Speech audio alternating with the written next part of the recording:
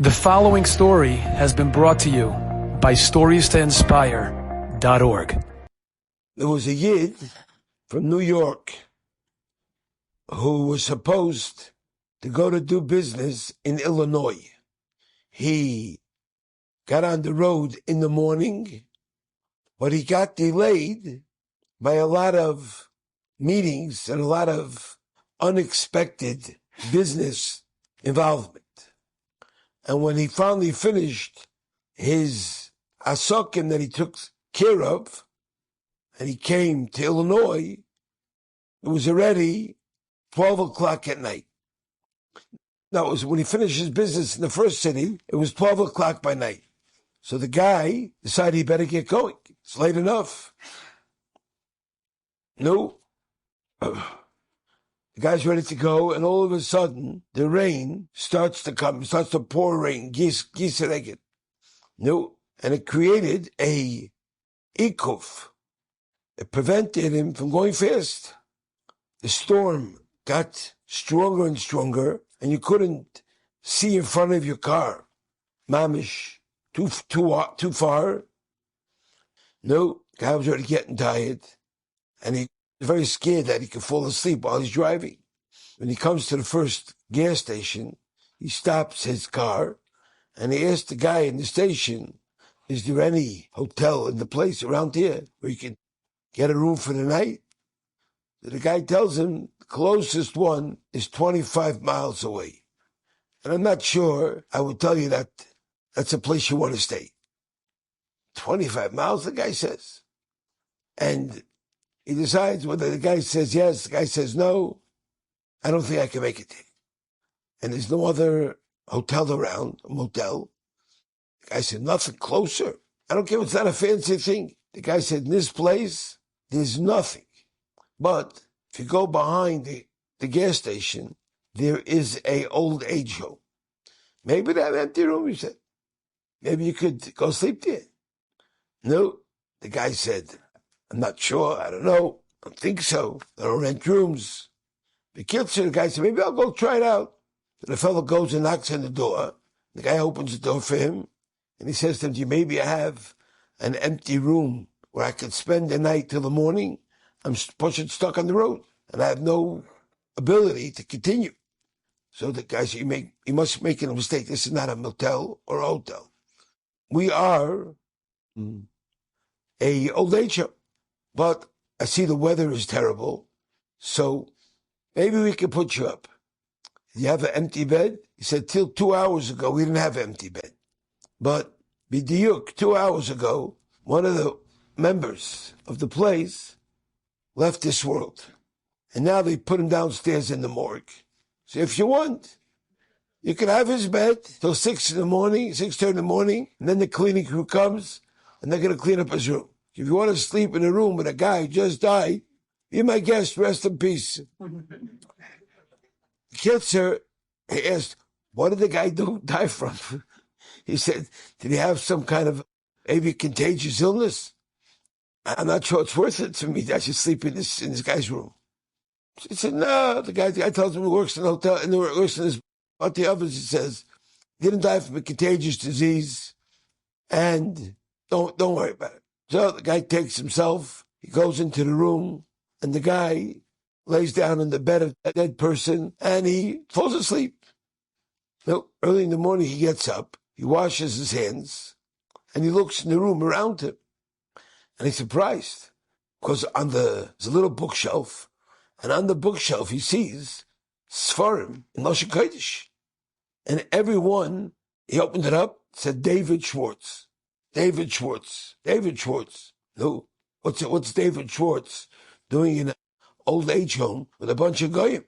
So he goes down to the lobby and he asks the guy.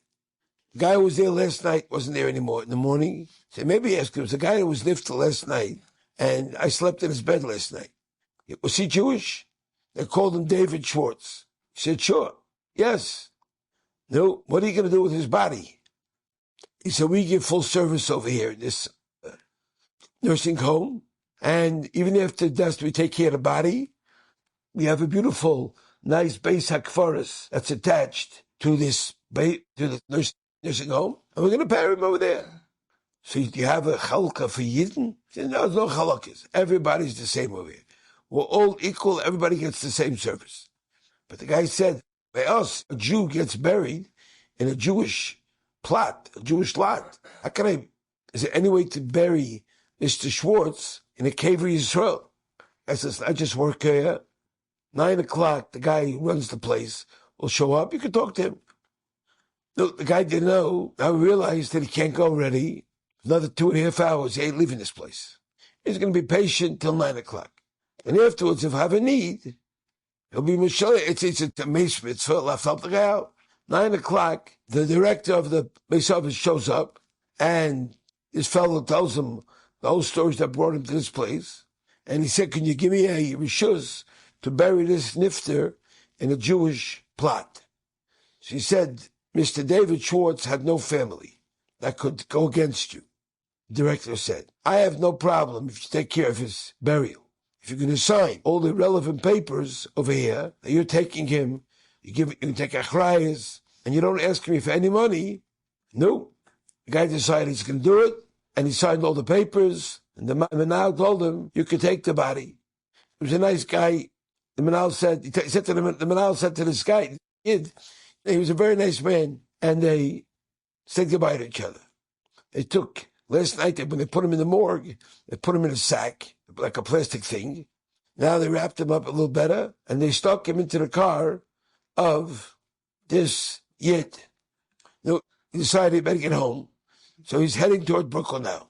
When he gets to New York, he turns to one of his friends, a Chaver Kadisha mensch, and he tells him about the guy he's carrying in his car. He told him that Shkocha El Yaina couldn't get a place. He came here, Mamish, and Mamish was getting ready to get buried in his car of Goyim. So the friend said, I'm very sorry, but we don't have a lot of place to bury people. We can't give you a place to stamp some guy who's not part of the Kehillah, not part of nothing.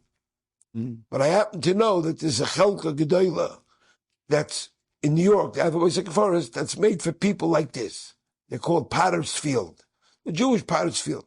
Go to them, they'll give you a place. No, I don't waste the extra second. And he goes to the head of the Charakdisha, and he said, do you have a place for me? The guy said, we have a Chalka that goes for people who don't have any family or anything. So, but I have to know the pratim of the nifter. He said, I already had stories like this, that in order people want to cave it without payment, they present each family as if he has nobody around the world. No, I told him, don't worry about me. I'm not the family of this guy. You know, and the guy thought, maybe you're one of these guys. The kids, the Rosh Chaver Kadisha called the nursing home place, and after a couple of minutes, he finished the conversation, and he turned to his Yid, big smile. I want to ask you, Slicha, that I suspected you. I found out all the pratim, and we'll take care of the kfura for the guy as quickly as possible. No, this guy goes with the head of the Chaver Kadisha. They go to the basic forest, and over there they got some extra Anshe Chaver Kadisha. They took him to the cheder of the Tahara, and the guy was waiting outside.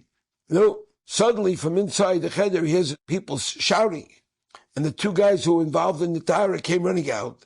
One of them was the head of the Chaver Kadisha. He sat on a chair, breathing, and they said, you want a little water? They gave him some water to drink. And he got back to himself. He said, you're not going to believe this. I knew the name David Schwartz. I know that name. He used to work in the Grove. No, I'm just joking.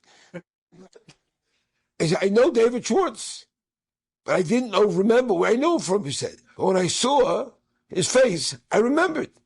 That guy came to me 10 years ago, and he asked me what happens to a Yid that dies, and he has no family to take care of him. He wanted to know who takes care of the kfura, who pays for it. I told him it's a serious problem. We try to make a collection for the guy. It's not so pashut. And a lot of times this guy ends up in being an ebach, and the covered amaze he gets is not so good. So that guy said to me, surprisingly, I want to pay right now for the kavura of some people who have no family. I'm going to give you upfront, choshev amount of money. That should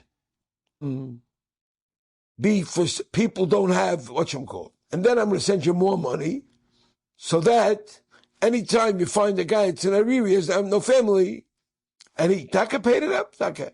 He paid the full money, And b'schusam, a number of people were zeicha to kibbutz Judas.